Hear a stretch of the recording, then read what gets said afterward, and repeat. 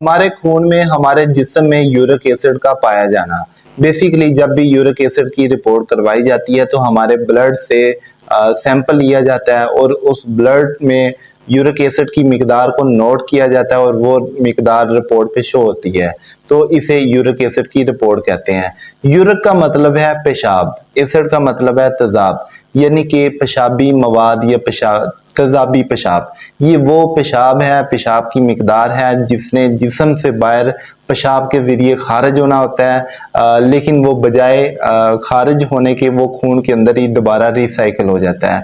तो इसमें जिगर की सुस्ती पाई जाती है।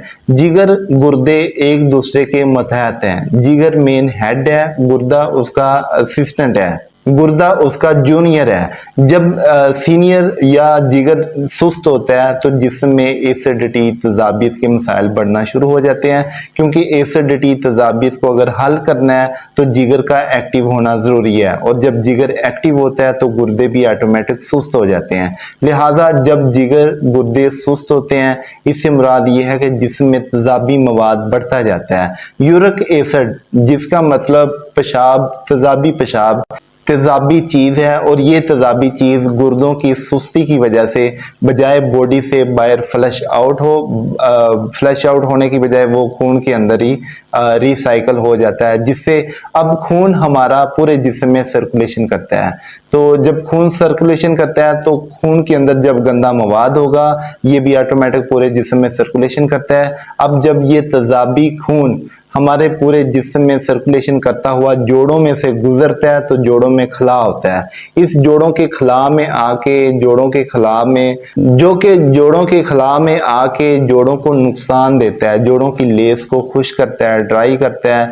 जोड़ों को ये तेजाब होता है, ये जोड़ों को खत्म करने की कोशिश करता है, क्योंकि कार्टिलेज बोन होती है दोनों जोड़ों के सिरों पे, जो कि इंतहाई नरम और जिसे नरम हड्डी भी कहा जाता है, सफेद हड्डी भी कहा जाता है। तो यूरिक एसिड की मिकदार इस हड्डी को नुकसान देती है, जो हड्डी खराब होना शुरू हो जाती है। अब लेस भी कम हो गई है और ये हड्डी भी खराब हो रही है, जिसकी वजह से आसानी के साथ जोड़ रगड़ नहीं खा रहे। अब जब ये तेजाबी खून हमारे जोड़ों में से गुजरता है तो जोड़ों में लेस होती है, इस लेस को पहले ड्राई करता है क्योंकि तेजाब खुश्क है। तो जब ये लेस खुश्क होती है तो कार्टिलेज बोन जो है ये मूवमेंट के दौरान रगड़ खाती है। रगड़ खाने की वजह से आहिस्ता आहिस्ता दर्द का एहसास होना शुरू हो जाता है। इसे यूरिक एसिड की दर्दें कहते हैं, और ये ही यूरिक एसिड की जो मिकदार है जो हमारे जोड़ों में मौजूद होती है, ये कार्टिलेज बोन को नुकसान देती है, खत्म करती है, उसे जंग लगा देती है, जिसकी वजह से जोड़ जो है आपस में फिर मिलना शुरू हो जाते हैं। जब जोड़ आपस में इकट्ठे हो जाते हैं तो फिर हड्डियां मूव सही तरह नहीं हो पाती, अगर होती हैं तो इनमें आवाजें आती हैं। अब यूरिक एसिड की मुख्तलिफ वजूहात होती हैं, सबब होती हैं। तमाम खुशक चीज़ें, खट्टी चीज़ें वो इसके मेन सबब होते हैं, जिसमें अचार, चावल, चने, चने की दाल, बड़ा गोश्त, आलू, गोभी, समोसे, पकोड़े, पराठा, बैंगन, बताऊं, सुरख, सब्ज मिर्च, टमाटर, लीमू, तमाम खट्टी चीज़ें, खुशक चीज़ें वो इसके मेन सबब होते हैं। खट्टी चीज़ भी एसिड पैदा करती है और खुशक चीज़ भी एसिड पैदा करती है, और एसिड खुश्क होते हैं जिसमें ऑटोमेटिक खुश्की बढ़ती है। अब इस एसिडिटी को, खुश्की को अगर ख़त्म करना है तो इसे जिस्म से निकालना पड़ता है। ये नहीं कि यूरिक गो या कोई भी टैबलेट जो एलोपैथी की होती है वो ले लें तो ये यूरिक एसिड ख़त्म कर रही है, ऐसा बिल्कुल नहीं होता। अगर वो आप लेते हैं तो उसमें 100% स्टीराइड की मिकदार मौजूद होती है, जो आपको वक्ती तौर पे फ़ायदा देगी लेकिन आपकी बर्बादी शुरू कर देगी।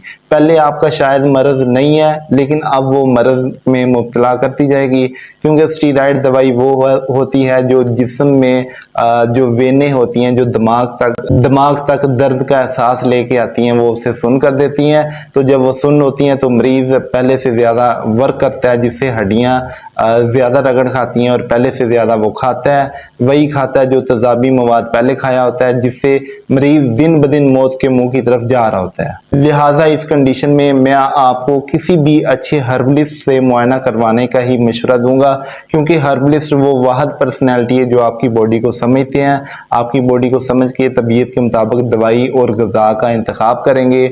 आपके ब्लड प्रेशर को, कब्ज़ को, गैस को, तेजाबियत को, जो जो आप अलामात महसूस करें करेंगे, शुगर को, इन तमाम अलामात को नोट करके उसके मुताबिक ग़िज़ा और दवा का इंतखाब करेंगे, जिससे ना कि सिर्फ तज़ाबियत ही ख़त्म होगी बल्कि आपका पूरा जिस्म, आपका पूरा वजूद, पूरी बॉडी मेंटेन होगी और इसमें मुकम्मल तौर पे रिकवरी महसूस होगी। तो इस शॉर्ट सी वीडियो में मैं आपको इतना ही बता सकता था। अगर आप चाहते हैं कि आपको आपकी बॉडी के हवाले से मुकम्मल तौर पे रहनुमाई हो तो इसी अकाउंट को अभी ज़रूर फॉलो कर लें। सो टेक इट, अल्लाह हाफ़िज़।